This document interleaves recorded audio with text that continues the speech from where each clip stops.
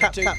a ping, and you're just clicking. You just kind of go like that. Financial volatility is out of control in an out of control world. So as soon as you start addressing those things like today, you've got less chance of being caught out. What do you think about like everything being digital? I'm sage enough to have grown up with paper money. Yeah. I do use it, and obviously, people don't want to take it as much as they used to. You spend what you have when you're just clicking on your card or on your phone. You get that little ping. So when you got the money, it's harder for you to like squander it all. Well, right? exactly, because you know what you've got. I mean, if you've got £100 disposable income in a week and you eke that out on, do I need that coffee, etc., etc., etc. But the thing is that when you've got a phone, you just kind of go like that and you don't feel it because it's not real money. Also, as well, if you're a young person, you don't know what money was, so it doesn't have the same Value, either emotional, practical value. Money is just something you just kind of do. Tap. And before you know it, it's gone. Well, precisely. I mean, the bank, presuming you're overdrawn, They want that, right? Elasticity. Well, they do, because that's the way the country's run. Because we're £3 trillion in debt. They keep quantitative easing, creating money, which we haven't had to pay with things we can't afford. That mentality is